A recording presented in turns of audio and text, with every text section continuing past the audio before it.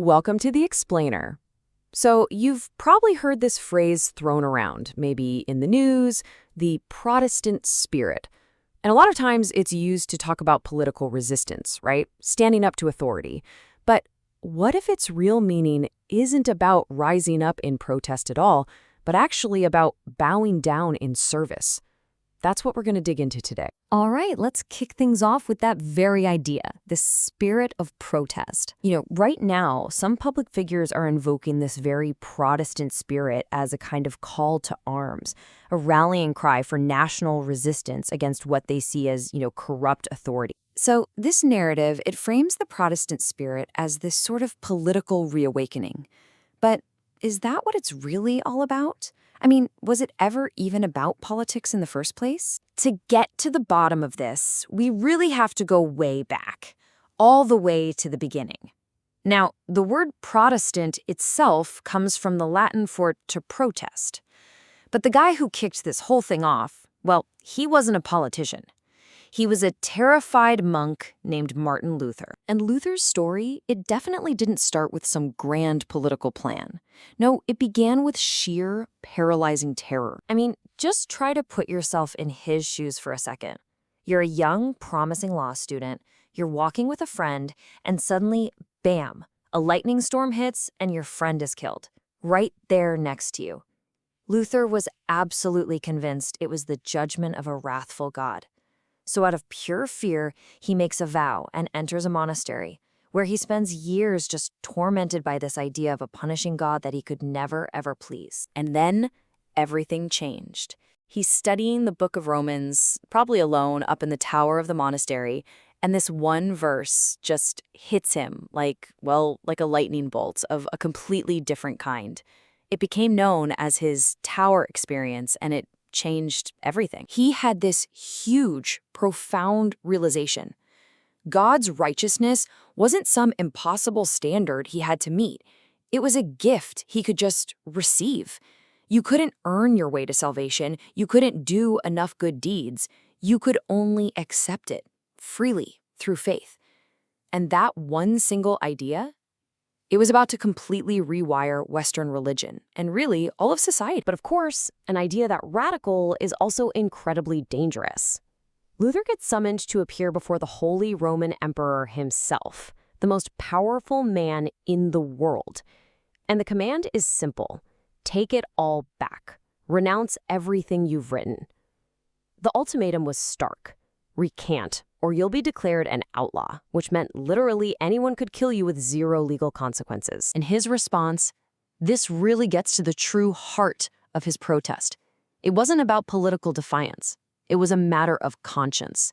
He just couldn't betray what he now believed to be true.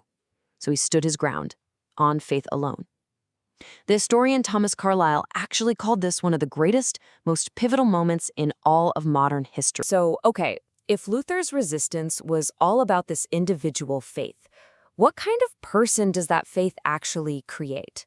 Well, for Luther, it creates someone who gets to experience a totally radical and kind of paradoxical kind of freedom. In one of his most famous essays, Luther presents what looks like a complete and total contradiction. How can you be a perfectly free lord, subject to absolutely no one, and, at the same time, be a perfectly dutiful servant, subject to everyone?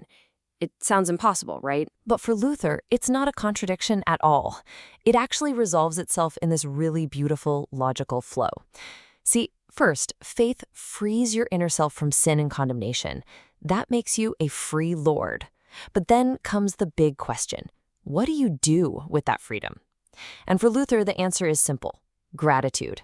You're so grateful for this gift that out of pure love, you turn to your neighbor and you choose to become their servant.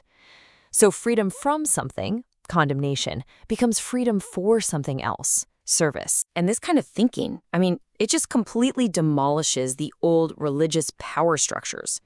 All of a sudden, you don't need a priest or a pope to act as a middleman. Every single believer can go to God directly.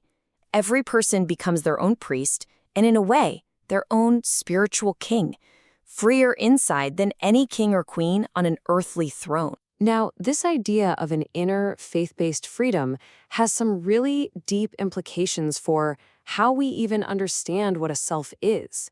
And this is where a later philosopher, a fellow Lutheran named Søren Kierkegaard, really picks up the thread. So to really get what Luther's legacy is all about, we've got to ask a much deeper question. Who are you really? What does it even mean to be a self? Kierkegaard, building on this whole tradition, saw the self as having these different layers. Think of it this way. First, there's the actor part of you, the part that lives on impulse, desire, emotion, just out there on the stage of life. Then you've got the observer. That's the reflective part, your conscience, that can watch the actor from the wings. But for Kierkegaard, that's not enough. To have a truly whole self, a self that doesn't just fall apart, you need a third thing, a foundation, what he called a grounding power. For him, this was the relationship with God that connects the actor and the observer and makes them whole. And here's the kicker, the real consequence of all this. Without that third layer, that grounding relationship, a person is just an actor on a stage. They're basically a puppet of their own impulses. They don't have a true center, no real self-awareness or conscience. They just kind of react, speaking and acting, driven only by whatever they happen to want in that moment. And this brings us right back to where we started, to those clashing ideas about what the Protestant spirit even is. So what we're left with are these two totally different, competing visions of liberty. You've got Luther's version, freedom to serve, a liberty that's grounded in faith and finds its ultimate expression in loving other people. And then you have this other, more modern idea, freedom to desire, a liberty defined as basically your right to chase after your own self-interest, your own profit, with no restraints. This quote from Luther just captures his vision so perfectly. A Christian, he says, doesn't live in himself. They live in Christ through faith and in their neighbor through love. You see, life isn't about you.